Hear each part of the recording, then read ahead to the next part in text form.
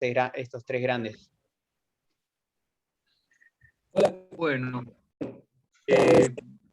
antes que nada, muchas gracias por la invitación. Luciano, Sí. está hablando de otro Luciano, que era yo en este momento. Perdón, discúlpame, Luciano. No pasa nada, no pasa nada. Perdón, no aclaré. Me parecía medio raro, pero bueno, gracias. Que te tiraron así, crudísimo, ¿no? Bueno, ¿me escuchan bien? ¿No hay ningún desperfecto? No, sale llovido. Perfecto, bueno, fabuloso. Bueno, antes que nada quisiera saludar a todos quienes una vez más, y ya es una tradición para esta carrera y para esta facultad, juntarnos una vez por año, en lo que para nosotros es un orgullo, como siempre, como docentes, como graduados, como estudiantes, como no docentes, y obviamente como... Discúlpame, Lucho, perdóname. Sí. Hay un montón hay como una gran fritura que no alcanzo a determinar si es tuya o de un montón de micrófonos que veo que están abiertos. Alejandro Menú, Santiago Aguirre. Le voy a pedir, por favor, si podemos ir cerrando micrófonos. Incluso a Nico Gámez es panelista y lo vamos a retar también. Pero sobre todo para ver si cerrando los micrófonos empieza a regularizarse. Es más, cierro yo y te dejo a vos ahora sí. Perfecto. ¿Será eso entonces? No sé si lo vamos a checar. El que está... Permítame que corrija un cachitito, mientras tanto alguien que cuente un chiste. Ya resuelvo.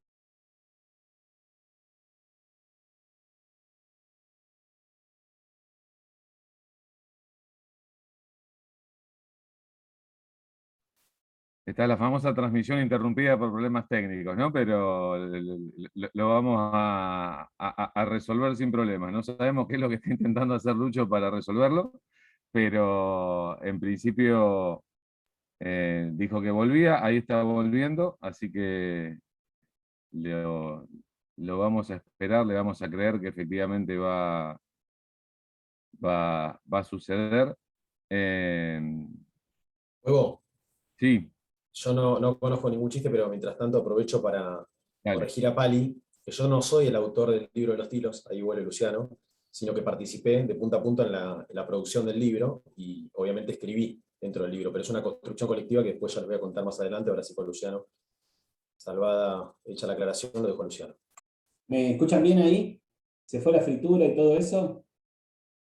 Fabuloso. Bueno, antes que nada, bueno, venía diciendo lo importante que es para nuestra carrera, para nosotros, para nuestra historia, que este sea el 9º Congreso de Periodismo Deportivo, porque conseguir llegar a esta instancia como una carrera, como un espacio consolidado, como un espacio que no solamente sea consolidado, sino que además ha marcado la punta de un montón de otras trayectorias súper interesantes que se dan dentro de lo que es la academia, en donde en algún momento nos habían hecho creer que abrir carreras de periodismo deportivo estaba mal, ¿no? Y en la sociedad, ¿no? Y porque el deporte era una cuestión menor, digamos, cómo se puede pensar que eso es una carrera. Pero gracias a la historia de nuestra facultad, que además de una historia de triunfos, tiene una historia de gente muy testaruda y gente muy obcecada en sus objetivos, hemos logrado que hoy por hoy ya no se discuta este tipo de cuestiones, sino empezamos a discutir otras que son mucho más interesantes y que aportan más desde la universidad pública en algo tan importante como es la cultura y fundamentalmente como son el periodismo deportivo y todo eso que tiene que ver, que está dentro de ese gran contenedor que es de significado que es el periodismo deportivo. Puntualmente, yo quería contarles que hoy los hemos traído engañados y engañadas a todos ustedes, fundamentalmente porque si ustedes pensaban que acá iban a encontrar un método, una receta, un mecanismo sobre cómo escribir un libro de deportes, les hemos mentido, los hemos engañado. Acá solamente van a encontrar gente que ha trabajado mucho, gente que se ha interiorizado, que desde en algún momento le ha hecho clic la cabeza para entender que tenían muchas cosas para decir y que podían juntarse con otras personas que tenían muchas cosas para decir y darle un cauce a eso y poder efectivamente eso luego de mucho trabajo, de mucho ir y venir, transformarlo en un libro, ¿no? Ya sea escribiéndolo o ya sea compilando el trabajo de mucha gente y fundamentalmente yendo a buscar la información, yendo a buscar la anécdota, yendo a buscar la historia. Entonces, yo no sé si de acá vamos a salir sabiendo cómo escribir un libro de deportes. Lo que sí sé es que nos vamos a encontrar con una experiencia riquísima de 3 autores súper importantes, que tienen mucho para contarnos, que tienen mucho para decirnos y sobre todo que ponen en jerarquía en lo que es un oficio tan importante como es el periodismo y obviamente el periodismo deportivo, ¿sí?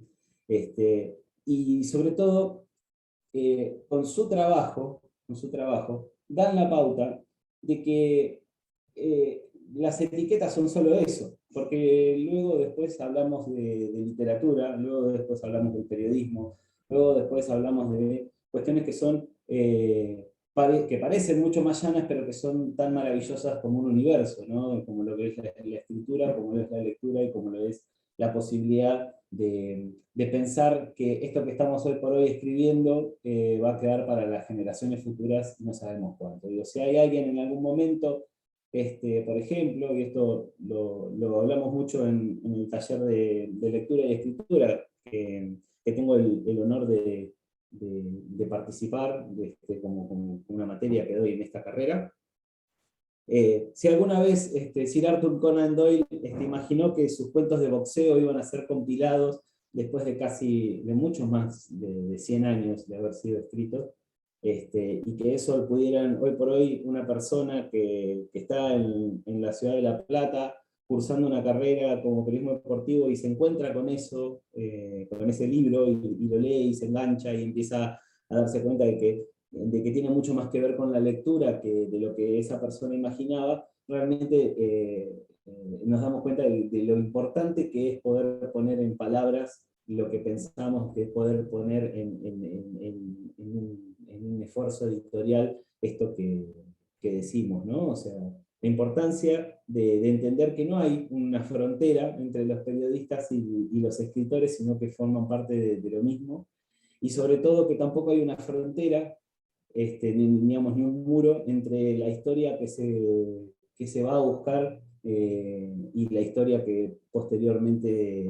digamos, se traduce para que lo lea toda la humanidad, si se quiere, ¿no? Para decirlo así. Parece una exageración lo que acabo de decir, pero nos vamos a dar cuenta con el final de la charla que quizás me quedé corto. Sin más presentaciones, ahí ya queda echado a quien quiera hablar. Había empezado Luciano Bernique, que con la excusa de su libro, Diego desde adentro, en realidad viene a hablar de otras cosas que son súper importantes para quienes integran esta charla y fundamentalmente para quienes están cursando la carrera, ¿sí? Así que, Luciano, Lucho, Nico, bienvenidos. Arrancamos, si les parece. Y la idea es que una vez que cada uno tenga un entre con todo esto que estamos planteando, después, o sea, van a venir las preguntas. Sin duda que para ordenar esto, y bien como bien había dicho Andrés, hoy bien arrancada la charla, lo ideal es que las preguntas las podamos hacer a través del chat, que ahí hay compañeros y compañeras que están esperando esas preguntas para poder transmitírnoslas, y a quienes hayan ingresado a la charla les pedimos que mantengan sus micrófonos cerrados para evitar que se genere ruido. Somos un montón y eso es algo para celebrar, sin duda. Pero bueno, en honor a la cantidad que somos, les pedimos que seamos todo lo ordenado posible para que la charla nos podamos llevar lo mejor de la charla. ¿Cómo estás, Luciano? ¿Todo bien? Buenas tardes, muchas gracias por la invitación. Los saludo a todas, a todos. La verdad es que me gusta que hayas pateado la pelota afuera en en el hecho de cambiar el nombre, ¿no? El gancho que tenía este seminario o esta charla, porque es cierto, es es bien complicado explicar así en tan poco tiempo cómo escribir un libro, y me parece que es mucho más interesante lo que vos estás proponiendo, el por qué. Yo recuerdo que hace unos 20 años aproximadamente me invitaron a participar también de un congreso que se hizo en el CENARD sobre, bueno, distintos temas, pero había una mesa redonda sobre periodismo y deporte. Yo en ese momento trabajaba como director de estudios del Círculo de Periodistas Deportivos y manifesté algo que bueno, no fue bien recibido por la audiencia.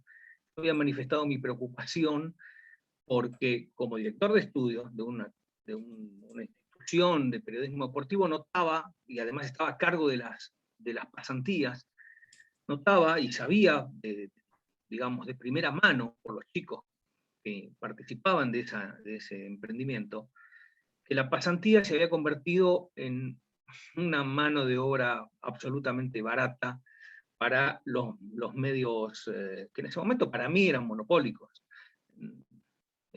Nosotros teníamos muchos chicos en pasantías de Clarín, de Olé, de La Nación, que iban y trabajaban 6 meses y después chau. Y la reinserción laboral era muy difícil.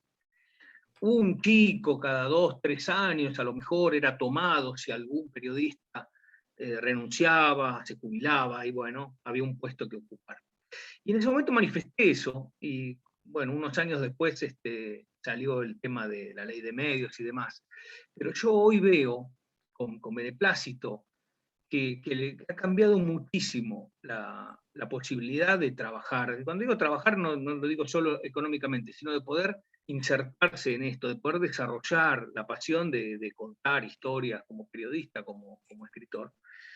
Porque hoy tenemos la gran posibilidad, la enorme posibilidad, todos nosotros, de ser nuestros propios jefes, de tener nuestros propios emprendimientos. Y voy a citar 2 ejemplos antes de meterme en el tema de los libros puntualmente.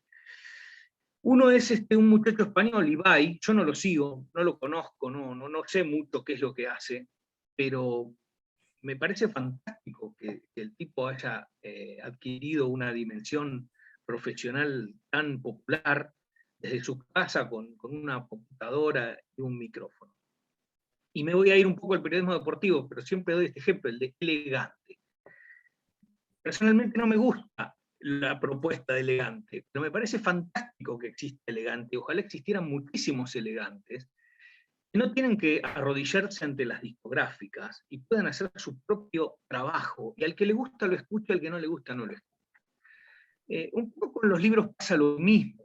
Yo lo veo, bueno, hoy soy un escritor profesional, tengo más de 20 libros publicados y más de 50 traducciones a unos 18 idiomas.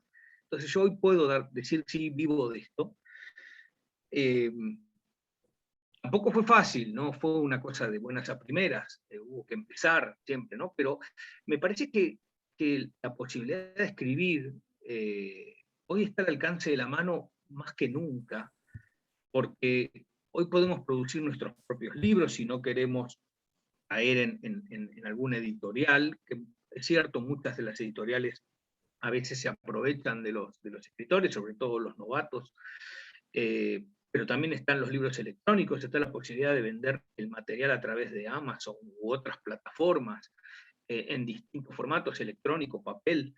Está la posibilidad de pasar nuestra frontera y de ser leídos y escuchados en otras partes del mundo. Y además de generar contenidos que son muy requeridos hoy, no solo por podcast o de otros formatos que hay, sino también de las grandes plataformas como Amazon, o Disney Plus o HBO, que necesitan siempre de nuevos proyectos y nuevas ideas. Entonces yo veo hoy la posibilidad de trabajar por nuestra cuenta de una manera absolutamente diferente y mucho más positiva que hace 30 años cuando yo empecé a trabajar como periodista.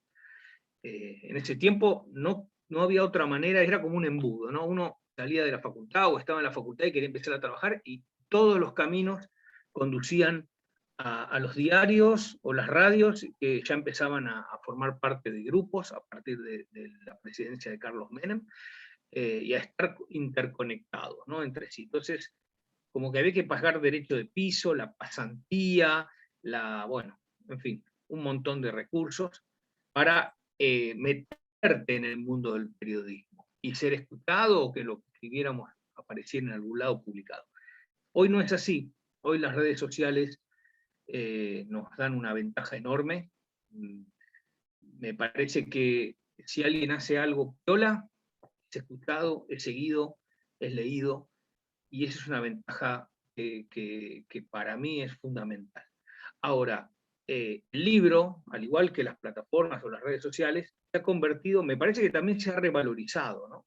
Se ha revalorizado, lo digo por la experiencia que he tenido en muchas ferias internacionales en distintos continentes. Me pasó en Abu Dhabi que una mujer se me aproximó y compró uno de los libros publicados por mi editor en árabe, y me comentó, traducción mediante, porque yo árabe no hablo, ni comprendo, que su hijo le gustaba el fútbol, pero no leía. Entonces, con este libro, me dijo la mujer, con este libro yo quiero que se empiece empiece a leer, a despegarse un poco de la computadora o de la PlayStation, no sé, no me acuerdo bien qué era lo que lo tenía agarrado el pibe. Pero me pasó también a mí hace poco, un hijo de 11 años que se pasaba el día después del colegio jugando a la Play, a quien, bueno, fui intentando con un montón de cosas, y un día se me ocurrió darle a leer Mafalda, el libro Todo Mafalda, que se leyó 4 veces, y hoy ya está leyendo otras cosas, textos de otros temas que le interesan, de historia. Entonces me parece que ese es un camino espectacular para aprovechar. Siempre hay gente dispuesta y que necesita o que quiere leer, y nosotros podemos completar ese anhelo con ideas nuevas, con ideas frescas, con investigaciones, con ficción, con el género que nos guste. Pero me parece que es una alternativa privilegiada, la de poder escribir, porque no dependemos de nadie, no dependemos de horarios, solamente de lo que hacemos, y ya es la gente la que después decide si le gusta o no le gusta. Nada de gerentes, nada de alguien que no le gusta, o al que no le caes bien o le caes mal, nada. Sos vos con tu computadora, y nada más. Y tus ideas, por supuesto, ¿no? Me parece que es un camino extraordinario y que invito a muchos a seguir, porque les va a dar muchas gratificaciones. Bueno, obviamente que la idea es que esto sea una conversación, sin duda que seguramente ya debe haber preguntas, estoy pensando preguntas para Luciano, pero bueno, esta es como la entrada, digamos, ¿no? Como la primera parte. Si les parece, bueno, no sé quién, tanto Luis o Nico, quiere seguir, a ver quién toma la posta. ¿Querés seguir vos, Luis? Dale. Bueno, la perspectiva tuya es bastante diferente, ¿no? Más allá de que seguramente la manera en que la inspiración te ha agarrado trabajando es básicamente la misma que lo agarra a Luciano, o que le ha agarrado a Nico en su participación, más allá digamos, de que él ha sido compilador, pero fundamentalmente también a cada una de las personas que ha integrado el libro de los tiros también, ¿no? ¿Cómo se te ocurrió la idea? ¿Cómo encaraste? ¿Qué importancia tiene para vos la lectura y la escritura en tu vida? ¿Cómo se te ocurrió hacer un libro? Digo, un montón de preguntas que se me ocurren de ABC1, ¿no? Pero bueno, te escuchamos, Luis. Bueno, gracias, Luciano. Me parecía que el recorrido era un poco al revés de lo que contaba Luciano, ¿no? Yo vengo más bien del lado de la práctica de la comunicación a través del periodismo tradicional, más allá de mi rol como docente también, pero he pasado mucho tiempo en redacciones, ¿no? A diferencia de Luciano, no me considero un escritor profesional, no estoy viviendo de esto, hago otras actividades, y un poco como que a la vuelta de un montón de experiencias que tienen que ver con el desarrollo del periodismo, que ha sido la profesión que tuve, creo que desde la adolescencia, más allá de que la ejercí muchos años después. Recuerdo que cuando con un grupo de amigos estábamos en y por ahí anda el profesor Daniel Sanmaglione, que puede dar testimonio de esto. Éramos unos chiquilines y en un grupo parroquial que tenía toda una mística de participación en tiempos de la dictadura, donde no se podía ir por otros lados. Imprimíamos una revista cuando teníamos 15 años, y un poco yo lo podría resumir como que me apasiona contar historias, y muchas veces desde el periodismo lo que busqué fue contar historias, sobre todo desde la gráfica, ¿no? que además ha sido un poco el medio de vida. Pero en términos y en tiempos de globalización, de los diarios pensados básicamente como espacios de poder o como factores de poder y no necesariamente como un fenómeno comunicacional, a veces las historias que uno quiere contar no van de la mano con la que los medios quieren contar. Entonces, yo descubrí un poco tarde, pero celebro haberlo hecho, esta posibilidad de contar historias a partir de los libros. Mucho más modestamente tengo 2 publicados, y algunas participaciones en libros de tipo más académicos, a través de un grupo de trabajo que integramos en la red latinoamericana y caribeña del deporte para la inclusión. Pero la idea fue contar historias, y coincido plenamente con Luciano esta necesidad de reverdecer los viejos laureles de los libros, de tomarlos como una herramienta fundamental.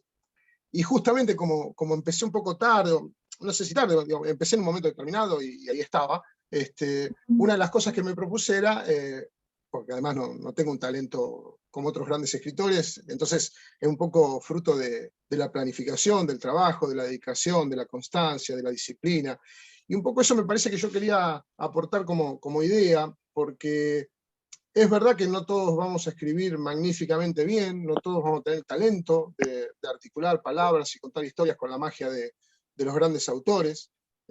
Hoy cuando hablaba con Luciano temprano, con Lucho Altamirano, le decía, siempre tengo fresco una anécdota absolutamente chiquitita, pero que me marcó para toda la vida, que fue que tuve la oportunidad de tomar un café con Eduardo Galeano, nada más y nada menos, por un amigo que le fue a hacer una entrevista, y ahí yo caí medio porque mi amigo me llevó, y en un momento cuando tomé un poco de coraje le pregunté a Galeano cómo hacía para escribir, y me dijo, y básicamente escribiendo, la única forma que tengo para escribir es sentarme y escribir. Entonces digo, si ese tipo que fue un talento innato y nos ha dejado en cada cosa que escribió una idea que nos sigue asombrando, tenía como método el sentarse a escribir, digo, bueno, no hay mucho secreto, hay que ir por ahí, ¿no? Digo, no. Y un poco la cosa que a mí se me ocurría cuando se pensó en este espacio, digo, aprovechando que hay muchos de mis alumnos que ya han pasado por el aula, otros con los que estamos compartiendo en este momento el espacio de formación mutua que compartimos ahora a través de la virtualidad y que nos enriquecemos todo el tiempo, saber que todo es posible y que todos podemos ser virtualmente escritores. A veces la palabra escritor uno la asocia con las grandes plumas y entonces medio como que nos achica, ¿no? Ahí algunos se ríen porque en mi perfil de Instagram pongo intento de escritor. Y bueno, es porque en el fondo es eso, un poco siempre estamos en el intento, en la búsqueda. Y una de las cosas que me pasó, yo mi segundo libro, que es la biografía de Carlos Timoteo Grigol, que salió hace muy poquito, fue que estaba en pandemia. Una idea que vine trabajando mucho tiempo antes, pero que cuando la pandemia nos encerró, es como que apareció con toda la fuerza, y bueno, ahora hay mucho tiempo para pensar qué hacer, escribamos, y sentémonos y escribamos.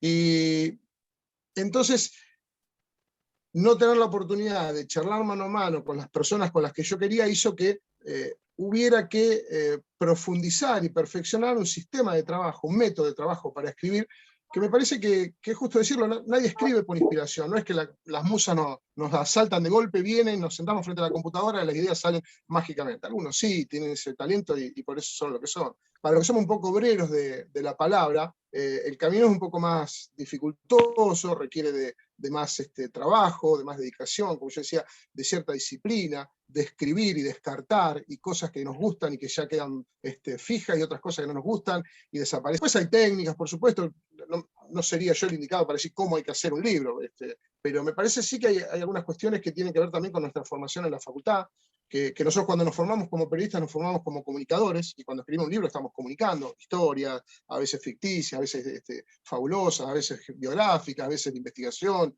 a veces reflejo de la historia que nos ha tocado vivir y estudiar. Pero me parece que básicamente lo que hacemos es contar historias, y para contar historias hay que tener datos, y hay que tener fuentes, y hay que, en mi caso particular, la gran herramienta que tuve para la escritura de este libro fue la entrevista. entrevisté y busqué y seguí buscando, y algunos me aportaron muchas cosas y otros me aportaron muy poquitas, y otros después de media hora de charla dije, acá no hay tanta sustancia, y después cuando repasé en pleno proceso de la escritura, los interesantes. Escribir un libro, escribir sobre deporte es más o menos lo mismo que hacemos cada día que nos sentamos a escribir una crónica, con la diferencia que tiene otra profundidad, otra extensión, probablemente otro tiempo, y entonces nos permite recorrer ese camino una y otra vez, volver, la locura que tenemos en las redacciones de esto es para allá, y hay que cerrar y no podemos esperar, y hoy Internet también nos obliga a ser todavía más rápido de lo que éramos en los tiempos de las redacciones tradicionales, de tener pausas, sobre todo cuando son procesos autogestivos y no tenemos una editorial o un editor que nos apure, que no está ahí machacando para poder cerrar rápidamente y entregar el libro para que vaya a imprenta, esta posibilidad de ir una y otra vez, ¿no? Y bueno, y esto no me gusta y lo puedo expresar de otra forma, y puedo contar otra historia que tenía pensado para ya habíamos escrito, y entonces perfeccionar lo que ya estaba. Por supuesto que hay un fenómeno de creatividad que es innato, y aquellos que son más creativos escriben mejor, esto es indudablemente así, y otros tenemos que recurrir a la orfebrería, de tomar elementos que tenemos ahí dando vuelta y buscarle la forma más rica, más preciosa de contarla. Pero a mí me parece que básicamente hay dos que nos están escuchando, deben saber, todos podemos ser virtualmente escritores de libros, todos podemos abrazar esta idea, esto que decía Luciano en el arranque, de gestionar nuestros propios proyectos, y si tenemos cosas para contar, y las cosas nos gusta contarlas, tenemos la facilidad de hacerlo, y además suponemos que hay un público al que le va a gustar leer esas historias que nosotros escribimos, la ecuación sale rápido. Todos podemos ser potencialmente escritores, y así como podemos contar la crónica del partido de fútbol que vimos ayer, y la podemos contar de la mejor forma, también podemos contar historias que tienen que ver con tantas cosas que nos abre el deporte, desde maravillosas vidas humanas que podemos resumir en términos de biografía, investigación, cuánto hay para contar de los deportes que nos apasionan, cuánto hay para aportar al campo académico, en el cual nosotros muchas veces decimos, ¿y con qué bibliografía podemos apoyar esto? ¿Y por qué no con nuestras propias gestiones que vamos produciendo, y después le damos contenido académico? ¿Cuántas veces nos hemos visto en esta disyuntiva, ¿no? Bueno, tal tema y cosa, y eso se convierte en un apunte de cátedra, eso se convierte en un documento de soporte, y eso se convierte en un espacio de formación para los estudiantes que nos eligen en nuestra carrera. Entonces, digo, rescatar también esta idea de Luciano del libro como elemento vigente. Yo me acuerdo que allá por el año 2000 me mandaron a una especie de curso que había respecto a cuál era el nuevo fenómeno de los sitios de Internet, ¿no? Cuando todavía esto estaba bien, cuál iba a ser la articulación de los diarios de papel con los diarios digitales, que era todavía un concepto medio vago. Y me acuerdo que el señor que daba el curso, que creo que era un editor o algo por el estilo del Miami Herald, que había venido de gira acá por Buenos Aires y por otros lugares de Latinoamérica, nos dijo, mire muchachos, hay dos cosas que, y 20 años después me gustaría encontrarme otra vez con este buen hombre, y decirle, bueno, maestro, después de 20 años no solo no han muerto, sino que además han encontrado su espacio de vigencia. Y le diría, me animaría a decirle, mucho más todavía el libro de papel que el diario de papel.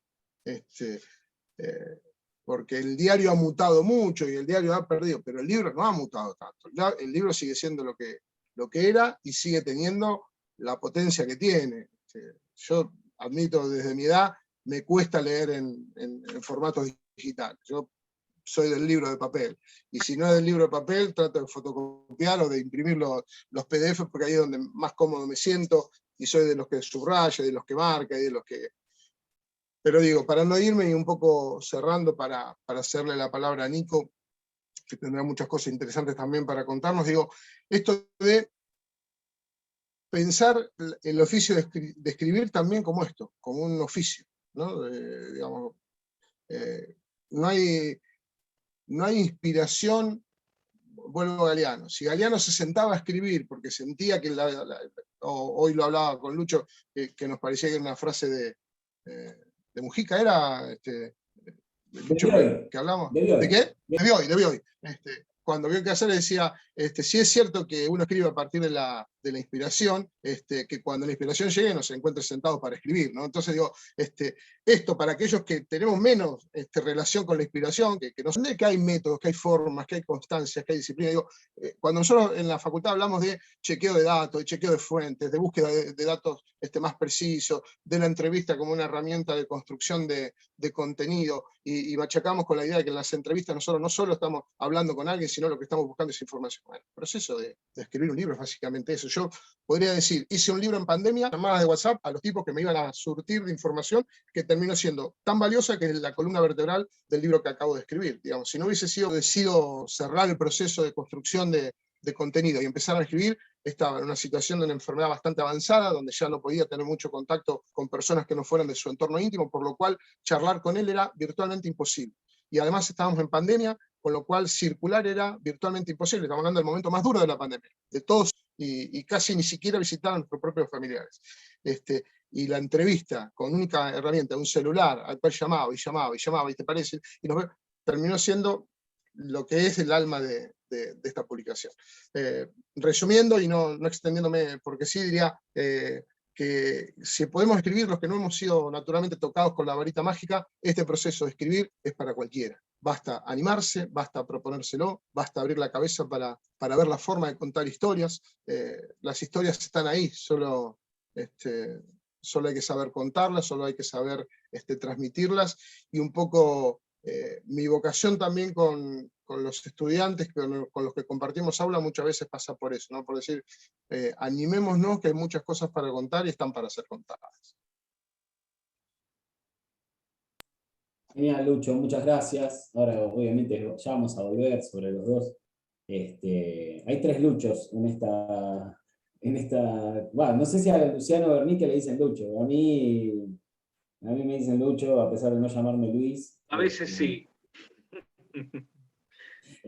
Bueno, Nico, ¿qué opinas de todo esto? Vos que venís de la facultad también. Me encantó el título de Obrero de la Palabra, ahí de Luis, que dejó Luis. Obrero de la Palabra, espectacular. No tengo duda de que es un oficio, que hay que remarla, que hay que trabajar un montón, y que nada, por supuesto hay gente mucho más talentosa que uno. Bueno, Luis por ahí no se considera así, Luciano seguro tampoco, digamos. Pero bueno, nada, obviamente, los dos son escritores, sea Luciano profesional y Luis todavía no. Me quedo también pensando con esto de que basta con querer ser, como dijo empezar.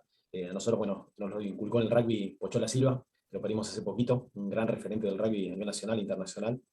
Y bueno, como les aclaré hoy, digamos, yo no soy el autor del libro de los tilos, 75 años, no soy el autor por sí, es de todos, es una construcción, una gran construcción colectiva, que trabajamos partiendo por ahí sí del área de comunicación del club, de rugby Los Tilos, que es acá de La Plata, por si lo conocen. Pero bueno, pero que nos abrimos, digamos, a que cualquiera pudiera trabajar ahí en ese libro. O sea, la idea era que todos los que son parte del club y que tenían alguna idea o habían trabajado en la comunicación, o bueno, simplemente sabían escribir, mismo, otra gente, digamos, que por ahí no era escritora o no eran periodistas, comunicadores, pero se animaban a escribir. Una herramienta también de impulso de fraternidad a puertas adentro, digamos, de que la gente comenzara a salvar grietas, a salvar distancias, porque como toda institución, y bueno, Luis trabajó también mucho en gimnasia, y un montón de grietas y de viejas, el libro sirviera para sanar esas heridas que en algún momento se fueron abriendo, cerrarlas, y que fue un impulso que potenciara la institución, el libro, que no se quedara solamente con la mera recopilación del club, que sirviera para catapultarnos hacia algo superador. Esa fue la gran idea, esa fue una idea que trajo el Taro Guerrini, que fue, digamos, el director del proyecto. Yo trabajé con José Fonseca, que también estudió en la facultad, con Joaquín Sánchez, que también estudió en la facultad, y que son periodistas.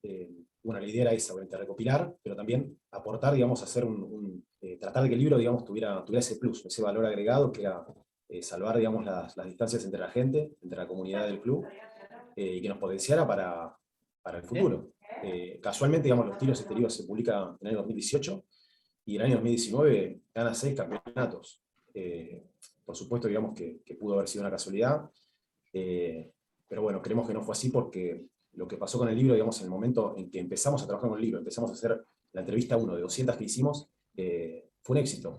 A mí venía gente y me decía, mira, esto va a ser para lío, va a ser para conflicto, va a ser para peor, por lo que le corresponde, están locos, y por suerte no fue así. Por supuesto que hubo alguna persona que después se vio minimizada con respecto a otra, digamos, los egos están, pero nada, no paramos de ver gente llorando y contenta de poder participar y poder dar, digamos, su visión de club y poder contar su historia. en definitiva la historia del club, con lo cual creíamos que todas las personas eran importantes, no podíamos ir solamente a entrevistar a Pochola Silva y Pipo Méndez, porque eran los grandes pumas, las grandes figuras del club, sino que teníamos que entrevistar hasta la última persona, bajo el lema ese que defendemos ahí y que nos proponemos y que nos enfoca y nos orienta, que somos todos. Incluso somos todos, tenemos que alcanzar a la mayor parte de la población que podamos. También hicimos encuestas, o sea, no solamente nos quedamos con las entrevistas, le pedimos a todo el mundo de punta a punta que nos dijera qué era el club para ellos, a quién debíamos destacar, quiénes eran las personas importantes. Nos propusimos hacerlo en un periodo bastante breve, fue bastante loco hacerlo porque resulta imposible pensarlo ahora, 2 años después, que lo hicimos en 5 meses, un libro de 200 páginas, con 75 años de historia de un deporte, y eso, bueno, nada, que haya salido, que lo tengamos acá, lo miro porque lo tengo acá al costado, y bueno, espero que en algún momento lo podamos llevar a la facultad y lo puedan ver, y lo puedan disfrutar también en la biblioteca a quien le interese. Pero bueno, nada, creo que ni agradecí a la facultad la oportunidad de estar acá, pero la verdad, hemos ido ahí a alguna comisión a charlar con los chicos y a contarles la experiencia que tuvimos en el club a nivel de comunicación, desarrollo de comunicación, o bueno, o sea, para esto, para mostrar el libro, para poder difundir el deporte y la institución que nosotros representamos. Genial. Bueno, ahora viene el momento en el que empezamos a hacer preguntas, y las empezamos a mezclar y empezamos a ver qué opina cada uno. Ya hechas las presentaciones, me gustaría que después, dentro de un ratito, cada uno cuente un poco de qué se trata lo último que estuvo trabajando. Pero teniendo en cuenta que estamos frente a 3 personas que han tenido roce con la cuestión editorial, vamos a poner una frase que englobe todo, ¿no? Porque sin duda que está escribir, ¿no? Sin duda que hay una noción necesaria, digamos, de establecer un mecanismo rígido, ¿no? Un mecanismo que sirva de estructura para que eso después, esa estructura sirva para después agarrarse a ella cuando no viene la inspiración. Digo, le quisiera preguntar a los 3, ¿no? ¿Qué es lo que ha unido de alguna manera la práctica de la escritura? Bueno, vamos a pedir por favor que quienes estén en la charla silencien los micrófonos. Ahí está. Muchas gracias, pues si no se cuela y es muy difícil. Decía, ¿qué los ha llevado a ir a perseguir esa anécdota? ¿Cuál fue, digamos, ese primer granito de arena con el que arrancan, digamos, las montañas, esa gota de agua con que arrancan los ríos, ¿no? O sea, después el caudal es incontrolable, pero en algún momento hay que ir a buscarlo, ¿no? O sea, y muchas veces tiene que ver con la curiosidad, plantea, digamos, básicamente la curiosidad y develar las cosas, pero necesariamente hay que ir a buscar esa idea, o a veces esa idea se ha encontrado con nosotros. Digamos, ¿qué es lo que los ha llevado específicamente a formar parte de semejante esfuerzo en este momento? Más allá de la cuestión profesional, digo, porque de vivir de esto vivimos, se vive, digamos, ustedes son de alguna manera, fundamentalmente Luciano, cuando hoy arrancaba, digamos, son el testimonio, digo, pero el libro de la comunidad de un club que decide contarle al mundo quién es, digamos, o quiénes son sus referentes, quiénes son, digo, esa idea de ir a develar la historia de una persona también, así también como la de un club, digo, tiene que haber habido algún inicio, un primer paso, resulta extraño del resto de las cosas, ¿no? Porque pienso que de alguna manera esto le ocurre a todo el mundo. Quizá hay algunos que son un poco más atentos y algunas personas que son un poco más atentas y lo identifican más rápidamente, que eso después puede convertirse, es una idea que después puede convertirse en otra cosa, en un libro, por ejemplo. Pero, digo, ¿en qué momento lo identifican? ¿Qué es lo primero, digamos, desapareció primero para poder empezar con esto? Es para cualquiera de los 3 esta pregunta. No sé si fui claro, pero menos cada una ha llevado a tener esta idea y esa idea a convertirse como una semilla en libro. Cualquiera de los 3 me puede responder, o sea, no necesariamente hay un orden, así que primero que tenga... No, yo no tengo problema, si querés ir a la idea, en realidad, bueno, nosotros, a ver, bueno, primero formamos, digamos, un área de comunicación dentro de un club, porque teníamos obviamente la necesidad de llegar a los socios y de comunicar un montón de cuestiones, que van más allá, digamos, de las actividades deportivas, sino también de hacer un poco de identidad, de pertenencia, de elaborar un poco con esas cuestiones que son tan importantes, y que hacen bueno. En ese devenir, obviamente, fuimos trabajando en lo que son productos comunicacionales, como puede ser en Envuelto una revista que hemos comenzado a hacer, como puede ser un programa de radio que también hicimos, como pueden ser las redes sociales cuando aparecieron, y como en algún momento se nos ocurrió la posibilidad de hacer un libro, de escribir un libro. ¿Cómo? Bueno, y fuimos pensando. Bueno, también tuve bastante el apoyo, quiero decir, de Martín Carrete, de un presidente, que obviamente, digamos, una persona sola es muy difícil, y más dentro de una institución. De hecho, por ejemplo, en la comisión directiva, la primera vez que se dijo de hacer un libro, lo primero que se escuchó fue: ¿para qué hacemos un libro? Si es algo viejo, si es algo, ahí lo retomo, me voy a lo que decía Luis hoy, no existe hoy hacer un libro, es un gasto enorme, bueno, un montón de cuestiones, que después igual, bueno, obviamente fueron salvadas porque no se tuvo que hacer cargo del club, del financiamiento de esto, sino que se fue haciendo entre todos. Así como se escribió entre todos, se produjo entre todos, se editó entre todos, se pagó entre todos, y insisto en que es una acción colectiva. Pero la idea nace un poco de ahí, como de dar un paso más en esta construcción comunicacional de lo que es el club, que arranca, digamos, con esto, con un pequeño área de comunicación, con una página web haciendo unas crónicas de los partidos, y terminamos como estamos hoy, esto con un libro, y con todo lo que pasó antes de la radio, de la revista, de anuarios, que se han publicado también en papel, y lo que vendrá. Y hablar del desarrollo, bueno, ahora hay hasta streaming de los partidos. Pero bueno, la idea nace un poco de ahí, y obviamente es impulsada por la pasión, digamos, que tenemos todos los que trabajamos en un club, que es nuestra bandera, y que es el lugar donde nos formamos, ¿no? Donde crecemos, es una segunda escuela, es otra casa, y eso es lo que fundamentalmente nos impulsa, el amor a la institución.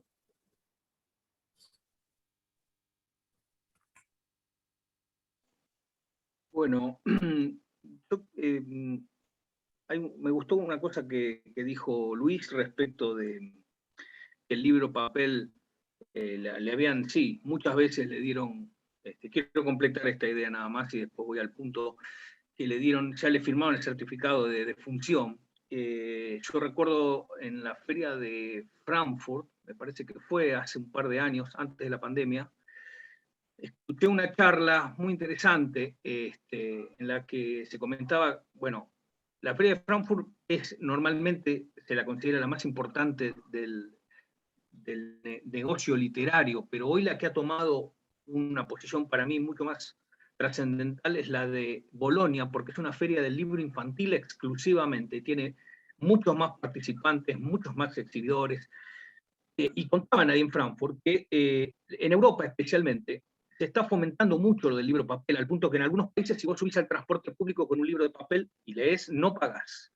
Pero además, combatir esto, como dije hace un rato, combatir un poco la Play, la computadora, el teléfono, con lo cual se está apoyando muchísimo la producción de libros, y hoy en día la producción de libros para chicos es el mercado al que va apuntado, que otro tipo de libros.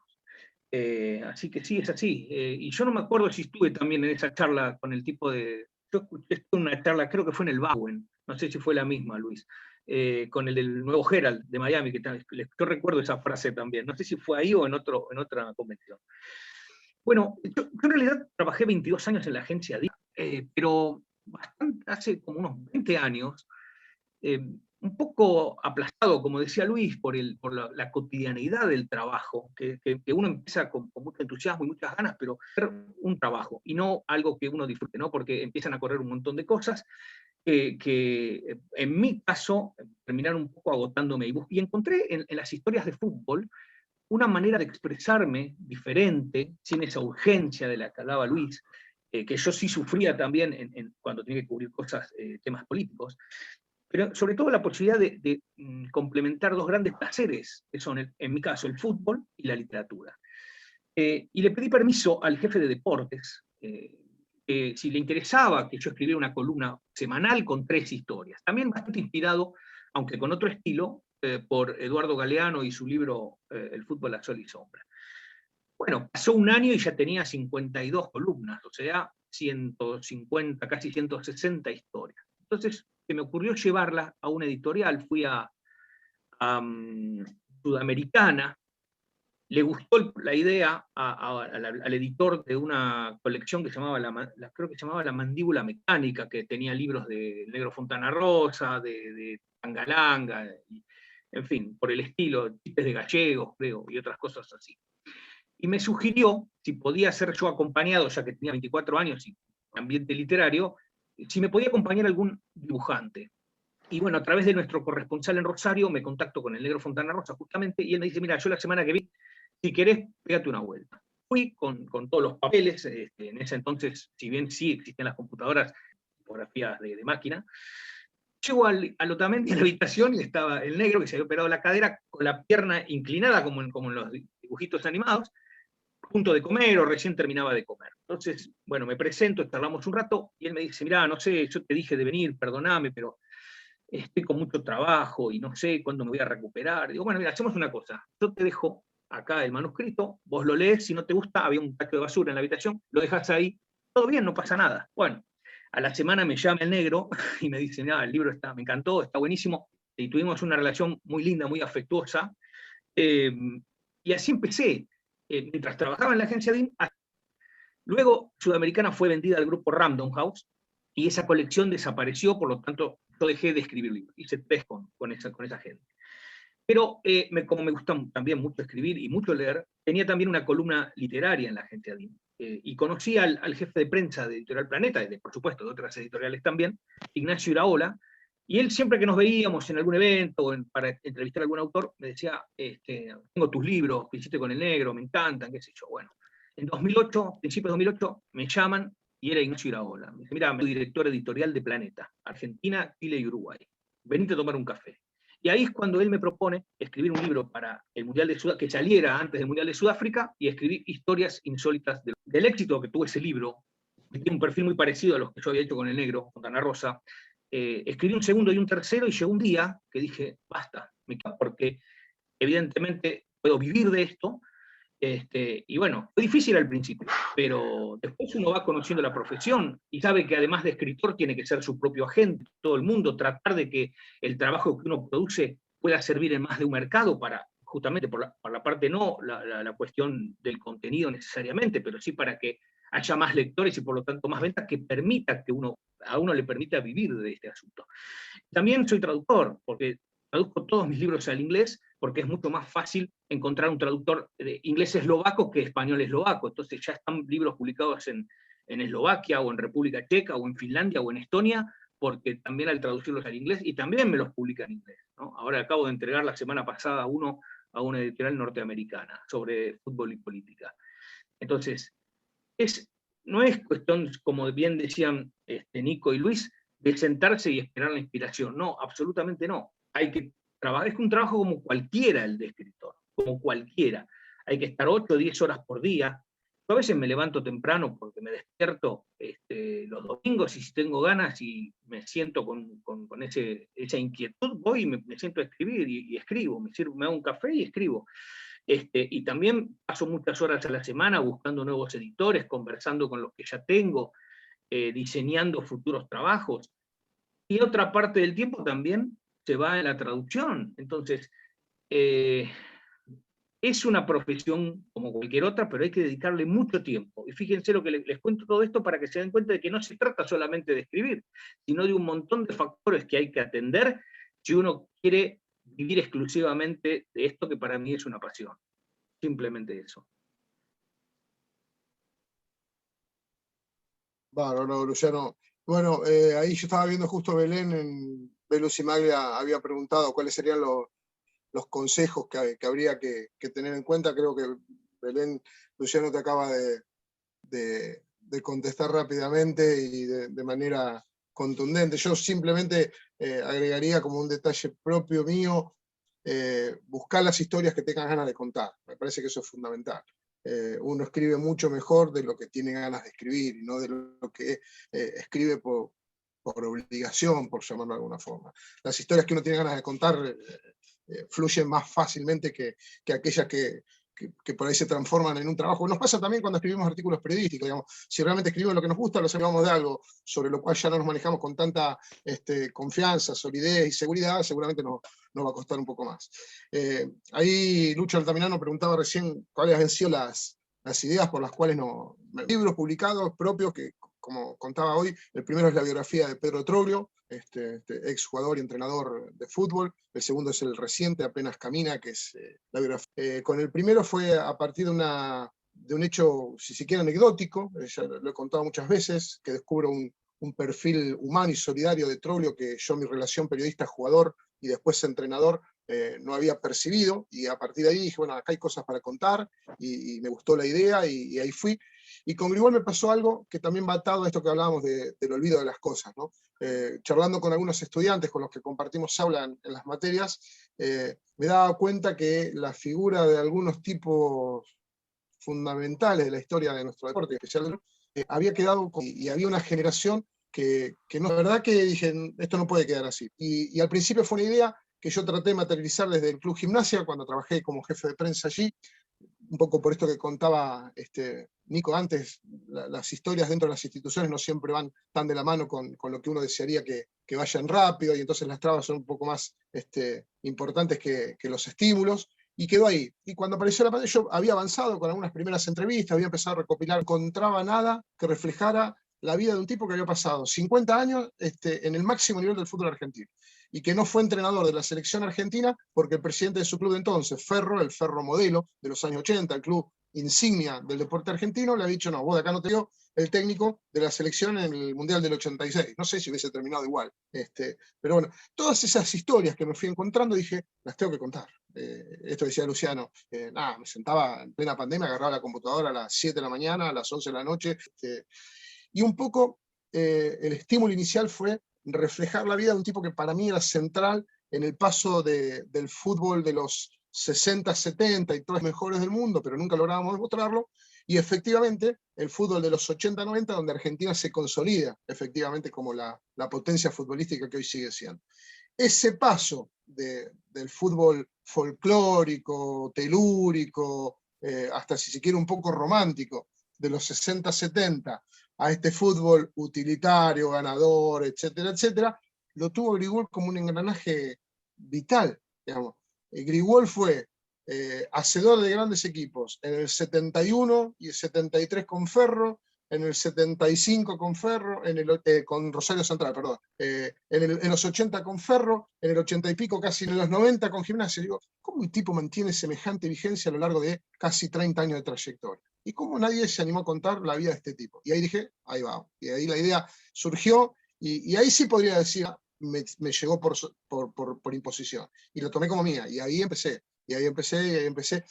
Con esta particularidad, que las historias muchas veces uno las quiere contar de una manera, pero son de otra. Entonces, también me parecía que la vida de este tipo que tanto había hecho por el fútbol argentino debía ser distinta, que lo sacaba del rol exclusivo de un director técnico de fútbol. Y ahí apareció exactamente en una charla con Adrián Paenza, uno de sus grandes amigos, un referente para muchos de los que estamos en la vida del periodismo, y uno de los grandes amigos de la vida de Timoteo, cuando yo le pregunto, bueno, Adrián, digo, para vos, si tuvieras que definirlo en una palabra, creo que era debo haber hecho alrededor de 50 entrevistas para el libro, y esta debería estar entre las 10 primeras. No había pasado tanto tiempo. Y cuando le pregunto a Adrián, un poco con cierta timidez, también a través del teléfono, con todo eso, la entrevista hubo que hacerla por teléfono de línea, ni siquiera tenía la posibilidad de grabarla. Entonces, bueno, también poniendo el celular al lado del auricular del teléfono y escribiendo y tomando notas como hace 30 años. Dice, para mí Timoteo fue maestro de la vida. Dice, simplemente que eligió el fútbol para enseñar. Podría haber sido maestro de carpintería, de música, de fútbol o maestro en una escuela. Él eligió el fútbol como su modo de enseñar. Y ahí me terminó de caer todas las fichas y dije, este es el sello distintivo. Y a partir de ahí, lo que yo pensaba contar de una forma, lo terminé contando de otra. Porque ahí todo lo que busqué fue, bueno, a ver, este tipo, ¿en qué aspectos de la vida cotidiana era docente? Era un maestro, como me sugirió Paenza. Y a partir de los testimonios, a partir de reconstruir cosas con quienes habían compartido cancha, vestuario, viaje, familia, fiestas familiares, etcétera, etcétera, me di cuenta que el tipo era un maestro, que le enseñaba a sus compañeros de Atlanta a guardar el mango porque no sabían si iban a seguir jugando mucho tiempo, que les enseñaba a sus jugadores a comprarse un auto, a comprarse una casa ante un auto, porque a lo mejor el auto un día se iba y los contratos nos volvían. Enseñaba a sus compañeros de cuerpo técnico cómo ser mejores profesionales y los interpelaba a ver cómo podía mejorar. Entonces, ahí es, digo, donde muchas veces las historias uno supone contarlas de una manera y resulta que después en el día a día somos obligados a contarlas de otra, manteniendo el espíritu aquel inicial de decir, bueno, voy a contar esta historia. Pero resumiendo la pregunta de Lucho, yo diría que probablemente haya alguna búsqueda futura de rescatar de cierto olvido a personajes que han sido importantes en la vida del deporte. Me pareció que había que rescatarlo, y ahí sí no tenía ninguna duda, el formato por excelencia era el libro. Genial, muchas gracias. Bueno, aprovecho y saludo a todos los presentes. Ya ahí tenemos algunas voces, mucho hace un toque habías arrancado respondiendo alguna pregunta de acá del chat. para ir ordenándonos, la idea es ideal que vayan haciendo la pregunta, así nos queda y nosotros vamos preguntándoles a Pali, si estás ahí también, si tenés alguna pregunta que te vayan a llegar por otro lado, para ya poder interpelarlos directamente, ¿no? Acá me dice, bueno, Agustina Soriano le quiere hacer una pregunta y un saludo bien, para Nico Gámez, diciendo que es un libro que apunta a unir y contar la historia del club. ¿Cuál fue el momento más emotivo o sentimental durante todo el proceso de creación y luego en la recepción del público?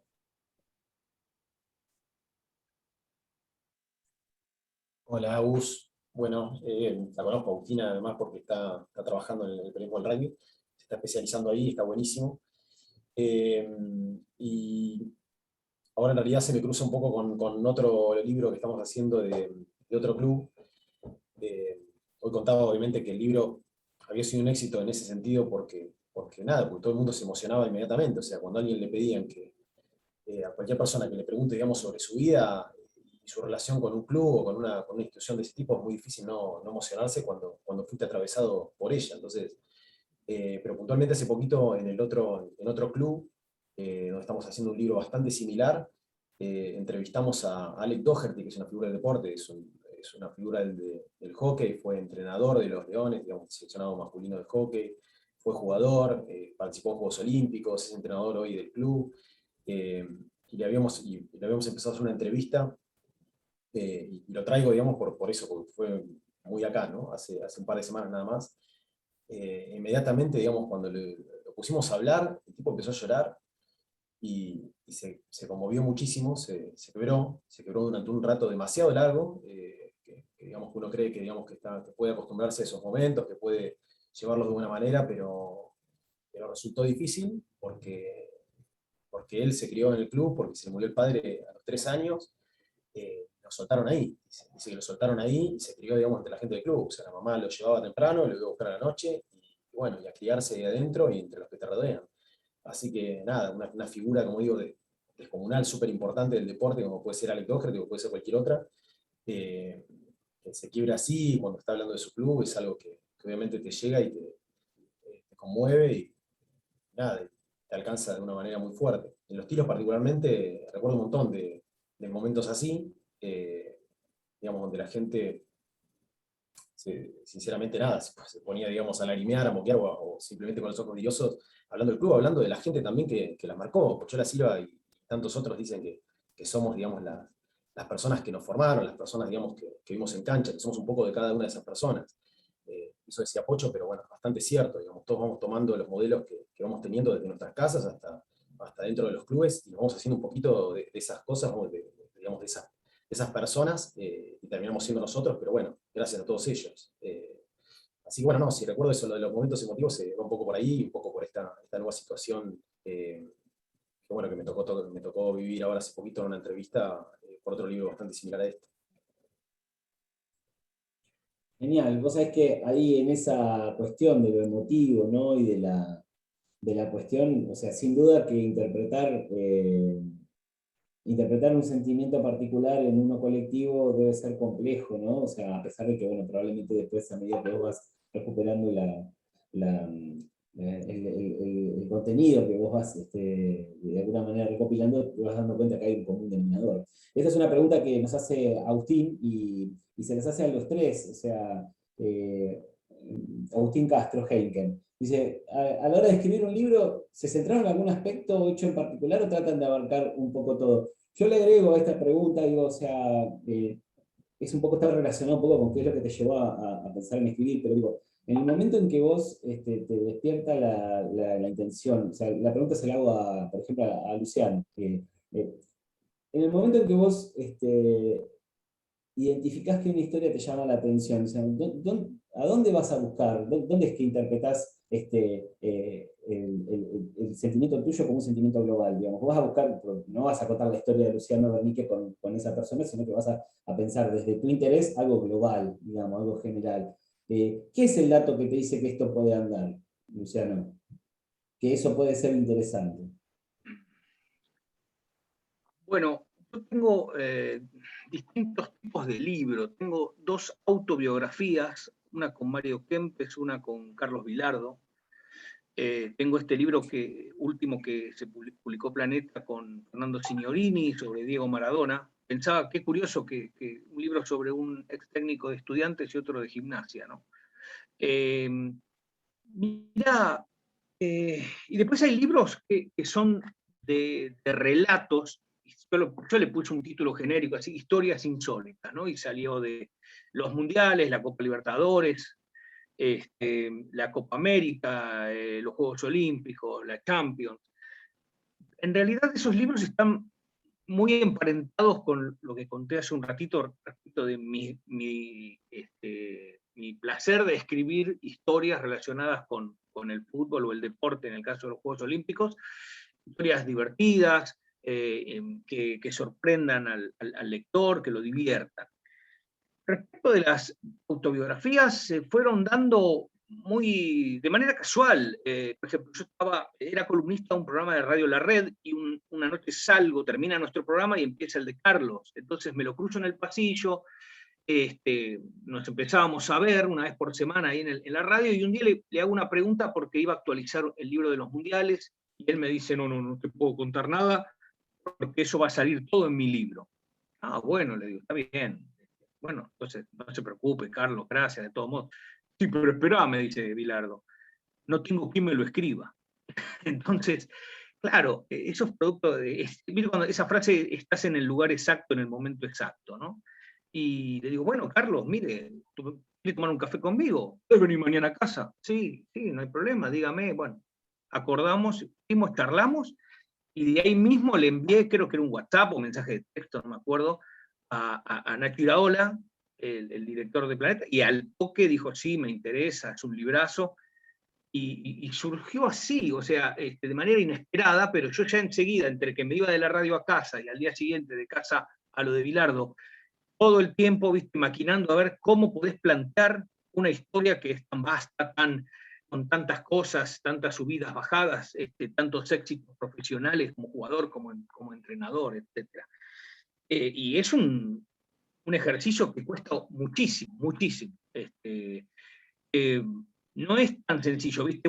Te empiezan a aparecer unas cuantas ideas sobre Bilardo a partir de lo que yo había vivido como televidente en el Mundial 86 y en el Mundial 90. Después, claro, cuando empezás a conversar con él, casi como que te convertís en su psicoanalista, empezás a adentrarte en la persona y no solo en el personaje, y ahí empiezan a aparecer otras cuestiones.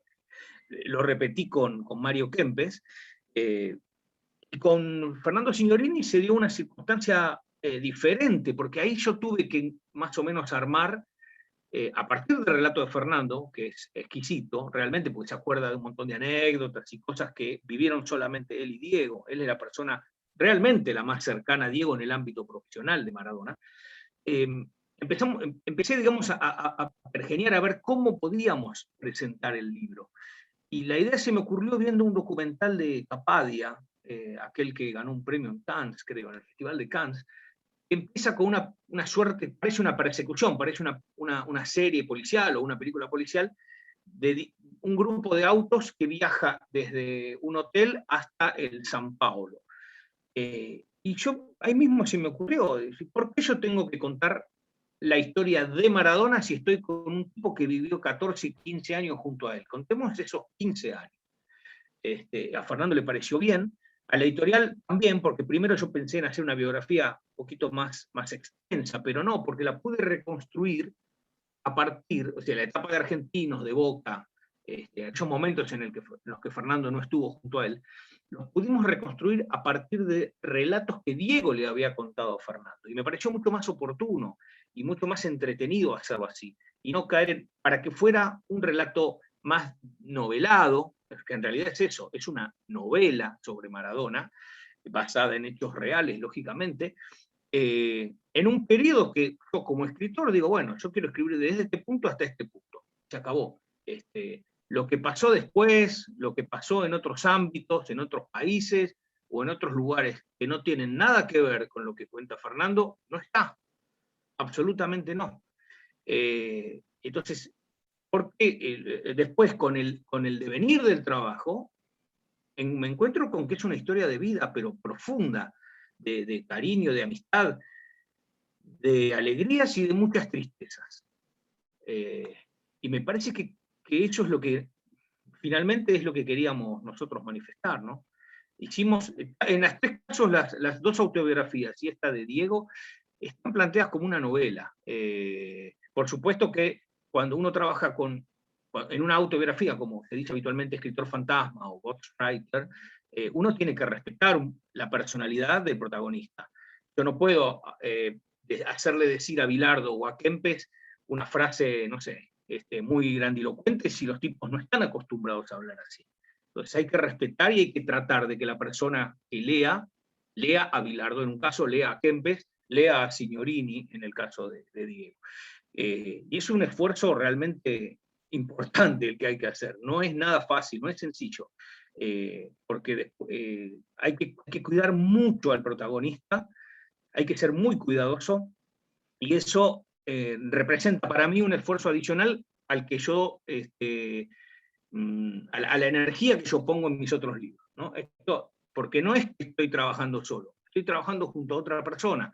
Entonces ahí hay que hacer balancear la situación, no irme demasiado a lo literario por un lado, ni tampoco bajar tanto por el otro, sino encontrar el punto justo para que el libro sea la palabra del protagonista y que a su vez sea interesante, ameno, entretenido para el lector. Genial. Vos sabés que esto que vienen diciendo de alguna manera, de alguna forma, habla también de un ejercicio muy duro digamos, de la escritura. Digo duro por lo arduo, por lo taxativo que puede ser, y sobre todo por ser digamos, el centro estratégico de la escritura, que es la edición, la mirada editorial, la mirada del editor, ¿no? Y lo que estoy viendo es que estoy en presencia, esta es una pregunta que hace Osvaldo, ¿no? Dice, les consulto a los tres, obviamente que los saluda mucho, y resalta esto que dijo Luis respecto de ser obrero de la palabra, pero ¿cómo es el proceso de corrección de los libros? Yo le agrego la cuestión de la edición. Digo, porque de alguna manera el ejercicio periodístico, más allá de que probablemente una vez que vos ya terminaste lo que querías escribir y lo arrimás, digamos, a la mesa editorial, probablemente vos seas tu propio editor mucho antes, ¿no? O sea, hayas hecho el ejercicio de ser tu propio editor en virtud de llevar la historia para donde vos querés llevarla. ¿Cómo es el proceso editorial, tanto ya sea de corrección como de selección de lo que se quiere decir, de orientación de lo que queremos decir, inclusive, bueno, como vos contabas recién de decir, en el caso que tengas que personificar a alguien o que hacerlo hablar, de que esa persona hable como corresponde, ¿no? Como es esa persona, digamos, y no con una característica que esa persona no tiene. ¿Cómo es el proceso editorial y de corrección en lo que es el trabajo cotidiano? Ahí, A mí me está preguntando. A los tres en el orden que Okay. quieran, ¿no? Perdón, Luis. no, simplemente para aportar, hay como dos momentos, son dos grandes campos que van de la mano, pero que son como dos procesos distintos. Uno el de la corrección y el otro el de la edición. El de la corrección, en mi caso, trato de ser absolutamente meticuloso, bueno, va de suyo en lo que es ortografía y redacción, ¿no? Sintaxis, eso no hace ni falta aclararlo. Pero además trato de ser muy meticuloso con que lo que queda en el texto sea efectivamente lo que yo quise decir en el momento que lo quise decir. Porque también lo que pasa es que muchas veces, a ver, escribir no es un ejercicio que se agota en un par de días, a veces lleva un proceso de muchas semanas, en algunos casos de meses. A mí particularmente este último libro me llevó un año de producción, edición, escritura y corrección. Entonces digo, a ver, ¿por qué yo escribí en marzo esto? Porque después estoy avanzando en otra etapa del libro y veo que lo que yo dije en marzo a lo mejor no era. Entonces, bueno, trato de ser muy meticuloso con eso, en respetar la forma en la que lo quise expresar en cada momento. leo y releo constantemente lo que voy escribiendo, modifico mucho, hay cosas que no me gustan y las vuelvo a reescribir. Una vez Walter Vargas, nuestro querido colega, me dijo, mirá, dice, escribir y reescribir es parte permanente de esto, dice, y a veces una idea que vos la tenés con una reescritura se transforma en una idea mucho más poderosa o en 2 o 3 ideas que salen de esa misma. Entonces, escribo, digamos, de manera casi catárquica, escribo, después tamizo, proceso, algunas cosas dejo de lado, otras resignifico, y después confío ciegamente en el editor. En este caso además es un amigo que es Pablo Coaini, que es quien me acompañó en los 2 libros, ahí confío ciegamente, con la particularidad de que sé que lo que va a venir como devolución de Pablo generalmente enriquece mucho más el texto de lo que estaba. Con lo cual ahí sí no tengo ningún tipo de duda de someterme a lo que él crea, mencionar esto. ¿Por qué? Porque el editor lee lo que nosotros escribimos, valga el juego de palabras, pero no como nosotros lo quisimos decir. Él lo lee ya como el primer lector. Entonces, lo que él ve ahí es lo que los lectores después verían cuando tengan el libro frente a frente. Entonces, ahí sí confío ciegamente en lo que el editor sugiere y diga.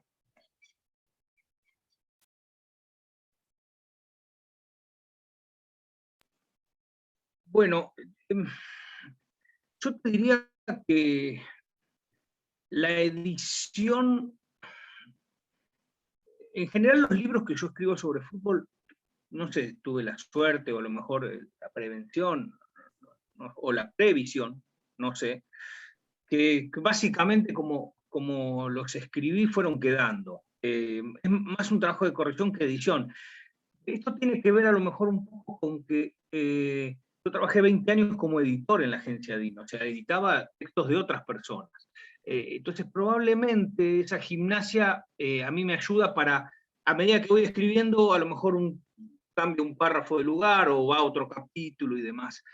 Lo más difícil fue el libro con Carlos, porque yo se los doy a leer a por supuesto, a las personas que después que van a entregarlo a la editorial, y Carlos venía y te decía, todo muy bien, pero hay que corregir el capítulo 2, el 4, el 6 y el 8. Bueno, vos lo corregías, le volvías a dar el libro completo, está todo muy bien, pero hay que corregir el 1, el 3, el 5, el 7. ¿Por qué no me diste todo junto antes? Porque básicamente es el mismo texto. Wow. Entonces, él todo el tiempo leía, releía, volvía a leer y me llamaba. No, acá hay un párrafo que no, con esto no nos metamos, no, con esto no. Bueno, fue muy divertido, también una situación bastante complicada. Debo reconocer que con Signorini y con Mario la cuestión fue más sencilla en ese sentido. Ahora, cuando yo escribí una novela, un policial, ahí la cosa sí se me complicó mucho más, porque la novela es completamente de ficción, y yo muchas veces veo películas o veo libros presentados basados en hechos reales, y eso, después de muchos años, ¿no? Se me antoja que eso es más fácil, porque si vos basás un relato en un hecho real, el hecho tiene un principio, tiene un fin, vos lo contás y nada más. Cuando vos escribís ficción, tenés que estar pensando en un montón de factores que pudieron haber sido reales y que a vos a lo mejor se te escaparon, porque a lo mejor cuando, no sé, un tipo mata a otro, vos tenés que, en la vida real, hay casas alrededor, salvo que lo maten en el medio del campo, ¿no? En un lugar donde no hay nada, pero hay casas alrededor y a lo mejor alguien vio ese crimen. Entonces vos también tenés que estar pensando en todos esos detalles. Y ese trabajo fue terrible. Yo pensé que el libro lo iba a terminar en 6 meses. Cada vez que lo leo, ya pasaron 2 años, y cada vez que lo leo lo vuelvo a corregir, porque siempre le encontrás algo como que falta o algo que sobra.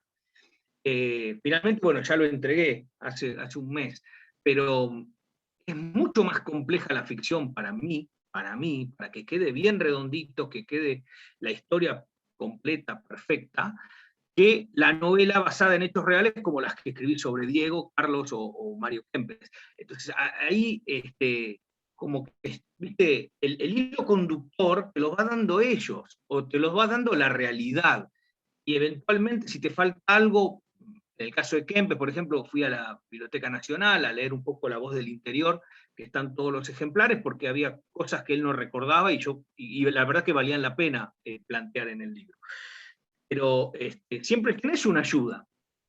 Si todos los libros que están detrás de mí son deportivos, son de fútbol, entonces yo ahí saco a lo mejor la idea de una historia de uno, de otro, pero me parece que lo más complicado es la ficción. Por eso admiro tanto a tipos como Eduardo Sacheri, que te sacan un libro por año. ¿Cómo hacen esos tipos? Realmente es increíble, porque yo puedo estar 3 años dando vueltas sobre el mismo texto, ¿viste? Y a lo mejor quedó bien, lo lee tu mujer, le encantó, lo lee otro periodista o escritor, le encantó, y yo lo vuelvo a leer y otra vez encuentro alguna cosa que requiere de cierta edición, ¿viste? Pero bueno, supongo que, no me acuerdo quién fue el que dijo que la novela o el cuento, creo que fue Borges, como quedó tiene que quedar, como cayó tiene que quedar, porque si siempre le vas a encontrar algo, ¿viste? Como el pintor que mira su cuadro, no, acá falta una pincelada de azul, y a lo mejor al día siguiente dice, no, acá un poquito más de naranja. En algún momento tiene que terminar, ¿no? Sí, tal cual. En algún momento digo, si no podríamos escribir siempre, ¿verdad? O sea, sería una escritura continua. Bien, yo quería preguntarle al público si tiene alguna pregunta para hacer. Nos quedan unos minutos de este encuentro. Pero bueno, vamos a esperar a ver si hay alguien que quiere escribir alguna pregunta en el chat, si estaba Pali ahí con alguna pregunta que le haya llegado por otro lado. No sé. Yo tengo Yo una te digo algo, pregunta. si no, Dale, sobre el dale, tema Nico, sobre el tema de la dale. corrección, no, porque me quedo ahí con lo de Luciano, se terminó el trabajo cuando se publica, o sea, es así, si no le vas a dar vuelta, se da vuelta, puedes dar vuelta 10 años, era algo así la idea de esa, la de Borges, no sé quién, pero lo escuché en algún momento, se termina cuando se publica. Nosotros con lo de los tiros, bueno, en realidad editó y corrigió Josefina Fonseca, que también es una hija ahí de la Facu.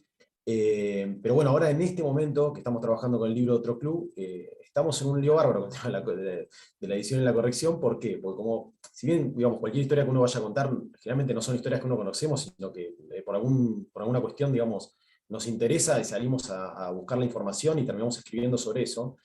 Y uno no es que la conoce la historia de punta a punta, sino que va investigando sobre eso. Acá nos pasó que fuimos a contar un club de Buenos Aires, con 100 años de historia, y obviamente, bueno, nada, en 2 meses tuvimos que conocer la mayor cantidad posible del relato, y nos costó un montón, obviamente, conocer eso. Y obviamente que la gente que trabajó con nosotros, que es del club, conoce mucho más, porque, bueno, hay personas que vivieron 60 años ahí.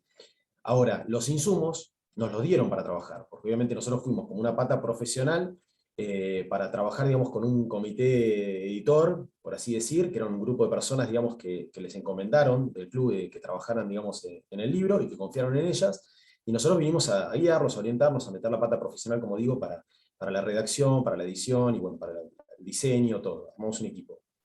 Pero bueno, en este momento estamos justo en eso, que les pusimos, digamos, les pusimos los textos ya, digamos, ya hicieron la investigación ellos, nos dieron los insumos, las entrevistas, nos dieron material, qué sé yo, no sé, recortes de diarios, bueno, todo eso para que nosotros trabajáramos, hiciéramos el recorte, procesáramos todo ese material y escribiéramos.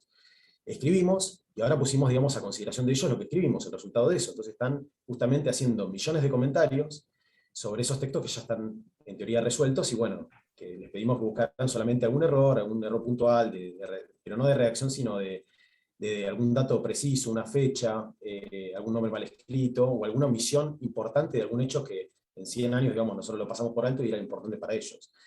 Pero bueno, digamos, todo eso, digamos, ponerlo, digamos, a consideración de ellos, entra en juego, obviamente, es muy difícil. Entonces, estamos en ese momento justo ahora donde por ahí entra en juego también la subjetividad, y por ahí creen, digamos, que pueden aportar desde otro lugar. A mí me gustaría así, o me gustaría así, cuando en realidad, digamos, eso es medio difícil de negociar, ¿no? Porque el relato, digamos, ya lo construimos con lo que teníamos, ya está construido, y bueno, queremos, digamos, que nos den el ok para avanzar en lo que es la edición y finalmente la corrección antes de diseñar. Pero bueno, es una tarea medio compleja y estresante en este momento puntual. Sobre Si todo se me te hace imagino fácil, perdón, si se te hace fácil, Nico, te paso el teléfono de Bilardo, que te va a dar una mano en todo eso. Para que dirija, ¿no? Para que dirija la tarea. Para que te ayude un poco. Un poco obse. Bueno, la verdad que estamos muy, muy felices por haber participado de esta charla. Yo tengo un desafío para ustedes tres, ya que, digamos, de diferentes ángulos me han contado cómo han ido a buscar desde la curiosidad y sobre todo con la pasión como motor, poder contar una historia que sea destacable, que sea significativa. Les quiero pedir a cada uno de ustedes, si querés arrancar vos, Nico, muy chiquitito, una perlita, algo muy cortito de contar que sea significativo de la tarea del escritor, digo, de la tarea de estar en contacto con una historia para contarla. Alguna anécdota, algo chiquitito. Vos decías, recién Nico, por ahí te ayudo, porque te largo duro me parece. Vos recién decías de lo que cuesta cuando hay un texto pautado ya, digamos que ya está sólido, lo que cuesta mediar a través del sentimiento que implica contar la historia de un club, lo que cuesta mediar cuando hay una diferencia en esa historia. ¿Te pasó que tuviste que cambiar algo, que vino alguien contando algo completamente distinto sobre el club, o dos versiones encontradas de un mismo hecho? ¿Tuviste que zanjar esa diferencia con dos personas? Sí, no sé si con dos personas, pero sí por ahí dos versiones de un mismo hecho. Desde el vamos, digamos, no sé, el nombre, cómo surge el nombre del club, cómo surge Los Tilos. Y ahora hace poco nos pasó también el libro de Herring que estamos haciendo, y nada, obviamente soy partidario de poner las dos versiones. Si no se puede, digamos, confirmar una, van las dos. Unos dicen esto, otros dicen aquello. O nos pasó ahora también la primera formación de un equipo en el año 1941. Y en una foto, digamos, de una persona que aporta la foto de ese equipo, y atrás están los nombres a mano alzada, escritos a mano alzada, y después está el diario, digamos, el de Hauser Cross, que es un diario, digamos, de la comunidad irlandesa y de Buenos Aires. Hay otra formación, entonces van las dos formaciones para, digamos, contentar a todo el mundo, no vamos a dejar a alguien afuera. Me parece, digamos, que en esos casos hay que hacer eso, hay que tomar una decisión siempre, en eso y en un montón de otros casos, pero bueno, en ese caso puntualmente hacemos eso, van las dos. Yo cuento, Lucho, una anécdota muy chiquitita de lo que a veces no hay que hacer. Por intermedio de un jugador de Grigol en Gimnasia, llego a hablar con la hermana de Grigol. Yo veía que tenía mucho de su vida profesional y me faltaba para enriquecer el relato cosas que tenían que ver con su formación, con su familia. No quise decir con su intimidad, pero sí un poco también de eso puede haber. Entonces estoy hablando con Cookie Grigol, la hermana más chica de Timoteo. Entonces, bueno, me empieza a contar un montón de cosas riquísimas, cordobesa hasta la médula, con lo cual la charla estaba matizada de toda esa pintoricidad que tiene un cordobés contando cosas que también son un poco risueñas. Veníamos media hora de charla a través de una videollamada, no de una videollamada, de una llamada por celular, hasta que se me ocurre preguntar lo que no le había preguntado. Bueno, ¿y usted qué significa para usted su hermano? Un Timoteo está con una enfermedad avanzada, con Alzheimer, que ya no reconocía a sus familiares, y la verdad que se me larga a llorar la hermana de Timoteo, Cookie, se larga a llorar de una manera, yo no puedo entender que mi hermano esté así, y yo decía, Luis, ¿para qué haces esa pregunta? ¿Qué vas a sacar de esto? Digo, al diablo con los 30 y pico minutos de charla exquisita que teníamos, y yo decía, ¿y ahora qué hago? ¿Cómo? Entonces, bueno, la empecé a remar, bueno, Cookie, quédese con lo mejor de su hermano, y la mujer lloraba cada vez más, claro, estaba hablando de su hermano, al que lo veía apagarse de una manera tristísima, y yo digo, ¿para qué? ¿No? Pero bueno, esos son a veces también los vicios de buscar siempre un dato más, de buscar algo que nos sirva para esta historia.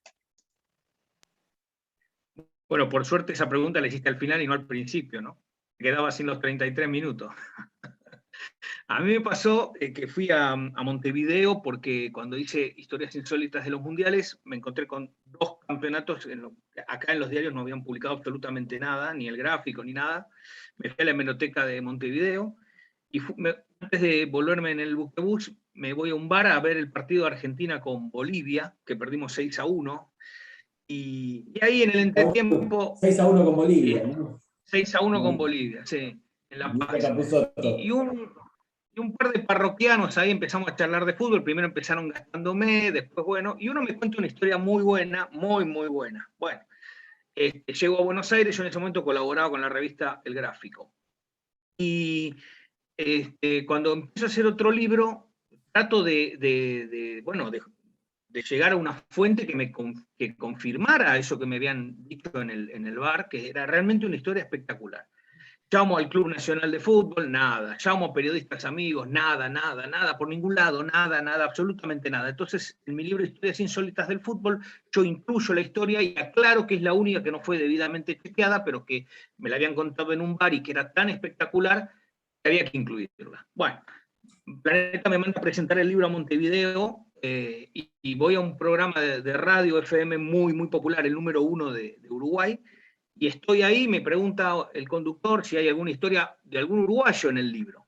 Cuento esta historia y les aclaro, mira, no lo pude chequear porque la verdad que no hablé con el club, hablé con esto, con otro, y empiezan en ese entonces por Facebook un montón de oyentes a escribirle, sí, yo lo conozco al protagonista, es mi primo, que es mi vecino, que es fulano, que es mengano. Bueno, me conecto con esta gente que había escrito, finalmente doy con el protagonista, que estaba viviendo en España. Y ahí me cuenta la historia. No es muy diferente el libro. Yo les recomiendo que la lean. No quiero decir que el asesino es el mayordomo, porque no tiene ninguna gracia. Si la buscan en Google, es el campeonato que se perdió por una camiseta.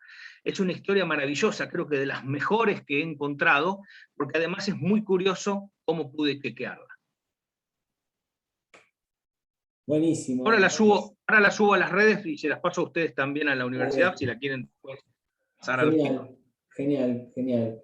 Bueno, obviamente que acá en el chat hay elogios para ustedes, muy merecidos, por cierto. Agradecemos, para nosotros es súper importante. Hablo por mis compañeros de la facultad, mis compañeros docentes, mis compañeros estudiantes, mis compañeros no docentes.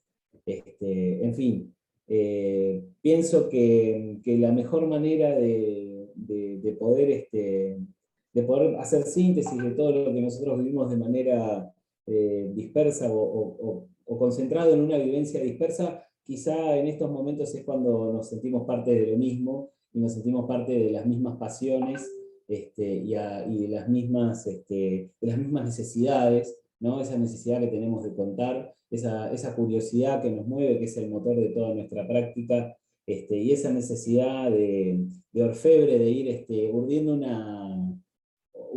una historia, de ir contándola y tratar de transmitir sensaciones, transmitir sentimientos, transmitir emociones, que es algo para lo cual nuestra lengua es vastísima, pero hay que tener un deseo, ¿no? Que es lo que mueve todo, y que eso me parece que es lo destacable, ¿no? La necesidad de poder contar, esa curiosidad de conocer, y la posibilidad de que eso quede escrito para el resto de la historia, ¿no? Aunque nos parezca exagerado, ¿no? Reitero el ejemplo que dimos al principio, ¿no? O sea, quienes escribían en el siglo XIX no creo que imaginaran que en el siglo XXI todavía seguiríamos defendiendo un mecanismo tan rudimentario como es imprimir en papel para leer, ¿no? Tan rudimentario, tan hermoso y sobre todo tan complejo de llegar, ¿no? Porque a veces que uno imagina tener un libro en la mano y no se da cuenta todo lo que hay atrás de lo que es un libro, ¿verdad? Y fundamentalmente es como estar en la desembocadura de un río, ¿verdad? O sea, esto arranca con pequeñas gotas en la montaña, ¿no? Y esto es más o menos lo mismo. Estamos en la desembocadura, pero ustedes nos han podido ir contando esas gotas que componen este torrente, ¿no? De historias para contar. Les agradezco muchísimo. Sigan enganchados a los canales de difusión de las actividades del Congreso de Periodismo Deportivo, porque momentos como este van a encontrar en cada una de las charlas, porque están todas pensadas para eso, ¿no? Para conocernos, para contar, para mostrar una disciplina, y sobre todo también un poco para poder aportarle a la academia, ¿no? a la universidad en lo que somos, que somos sus trabajadores, sus integrantes, y que sin duda la universidad tiene sentido a partir de la participación de la comunidad y fundamentalmente de sus estudiantes, de sus docentes y de todos sus trabajadores en este tipo de cosas. Eso es lo que, si no, serían edificios vacíos las universidades. En estos tiempos tan difíciles, como una pandemia, donde estamos volviendo, gracias a las vacunas y a un estado presente, estamos volviendo a recuperar la posibilidad de encontrarnos. Hay que valorar un poco las instituciones que nos permitieron seguir con la cabeza ocupada y preocupadas sin dudas por cumplir su tarea, ¿no? Como es la universidad, como es la educación y como es el trabajo de cada uno y cada una de quienes la integran. No sé, obviamente no sé cómo se terminan estas cosas, normalmente hay una persona que se despide. Quería agradecerle a Nico Gámez, a Lucho Rivera, a Luciano Bernique, por su tiempo y por su calidad humana que nos ha permitido disfrutar de esta charla. Muchas gracias a todos y a todas. Y bueno, sigan enganchados que el Congreso recién arranca y está buenísimo todas las actividades que hay, lo pueden chequear en las redes de la facultad. Y bueno, nada, nos estamos encontrando en y en los próximos congresos de periodismo.